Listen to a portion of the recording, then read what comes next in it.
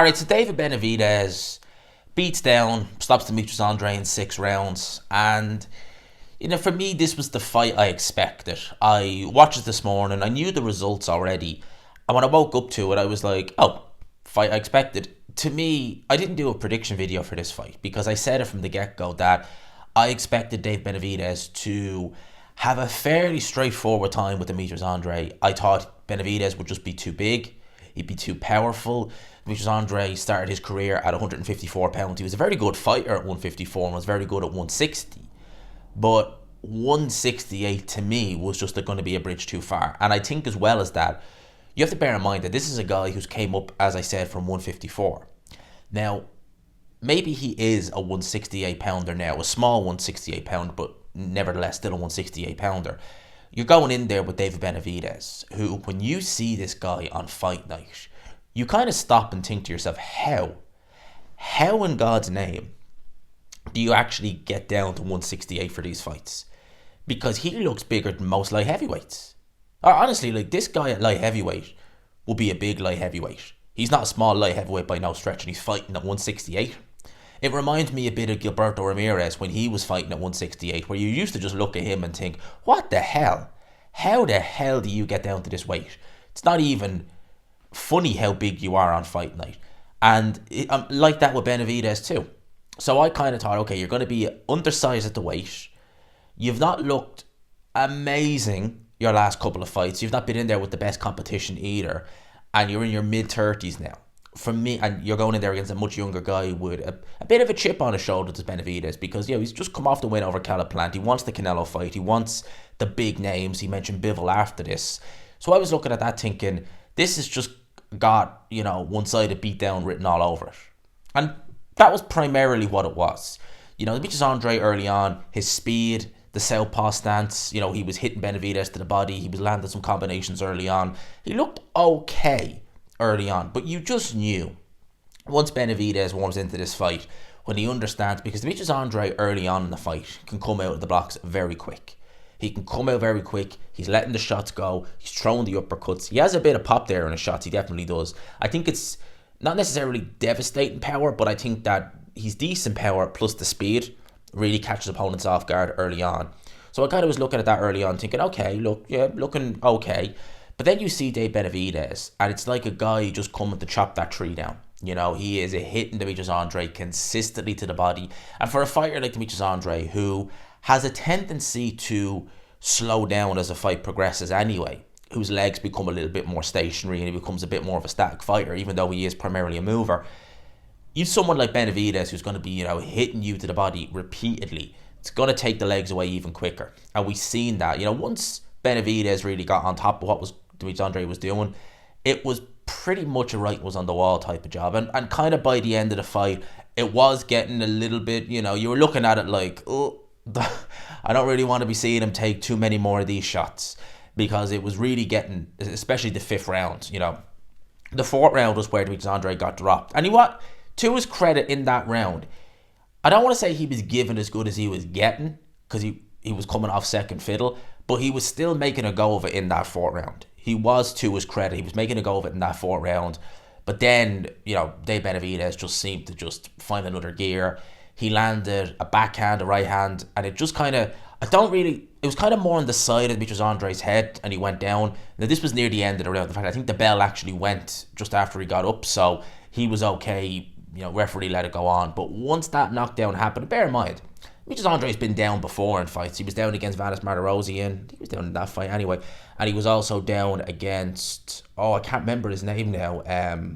Was it Atlantis Fox he was down against? That was a flash knockdown. He wasn't really hurt in that fight.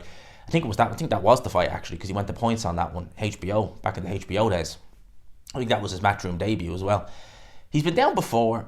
Seemed okay. This one, though, he was hurt, but he wasn't, out of it or anything like that. But it just seemed like the fight left him at that point. And then in the fifth round, he had that was a torrid round for Demetrius Andrade. Although he was dropped in the fourth, the fifth round was way worse. He took a beating in that fifth round to the point where the doctor was checking on Demetrius Andrade, got from the fifth going into the sixth. And you did look and think, are the corner gonna stop it? Are they gonna call time on it? Are they gonna stop it? They didn't. They let him out for the sixth round. And it was more of the same. David Benavidez, near the very end of the round, really put it on Demetrius Andrade. And I was thinking, the referee, he was looking. And I'd say, had that fight been in the UK, even though the clock was coming down, probably with UK referees, they would have stopped that fight regardless of the time. But in America, they tend to, and I agree with them to an extent, they tend to let you have a little bit more of a chance, especially if you're coming near the end of the round.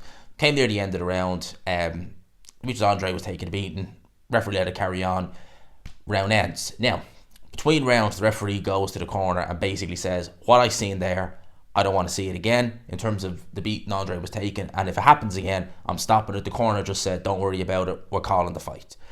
Correct decision, because, it would have been just more of the same. Correct decision to stop the fight. I got the fight I expected, simple as. Demetrius Andrade is, for me, it's a very frustrating story in boxing, because I've always spoke very highly of him on here, and because I've always felt he's a very, very good fighter. I think that had he fought Billy Joe in 2018, I think that fight was due in October of 2018. Obviously, Billy Joe, the nasal spray. Had that fight happened, right, my money would have been on Demetrius Andrade winning that fight. Right, it would have been a close fight, but my money would have been on Demetrius Andrade winning the fight. And I think had he won the fight, we could be talking about him in a very different light, and he could have had a very different career. Now, that was not his fault. The Billy Joe fight not happened. Was not his fault in the slightest. There was nothing he could do. He wasn't in control of what was going on. The Massachusetts Commission, etc. That's where the fight was going to be. Nothing he could have done about that. However, he wanted the Canelo fight, and he's wanted that fight for years. All right. Now, he could have had that fight this year, but he chose not to fight Zach Parker. So in 2022, originally I think Warren was trying to do that fight at Pride Park, which is Derby County's football ground. Forget why that didn't happen now, to be honest with you. I think it was meant to be early-ish 2022. Didn't happen. Was going to get rescheduled. Was going to take place in November of last year. Okay?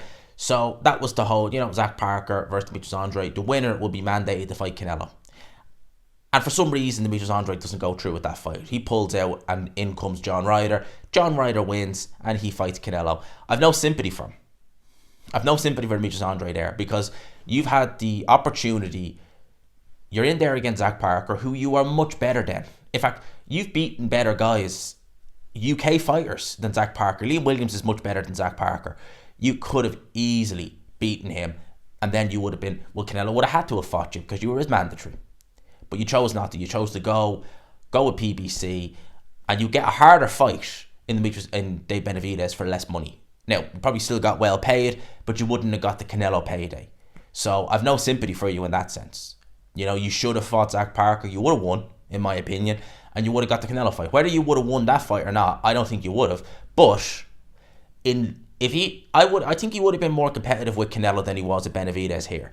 Had he fought Canelo and lost but gave a good account of himself, in defeat, your profile can still raise. So there you go. That's my thoughts. It's really weird that I'm seeing a pattern with fighters now where a lot of fighters are bypassing a route like that to get the fight that they want or get a big payday.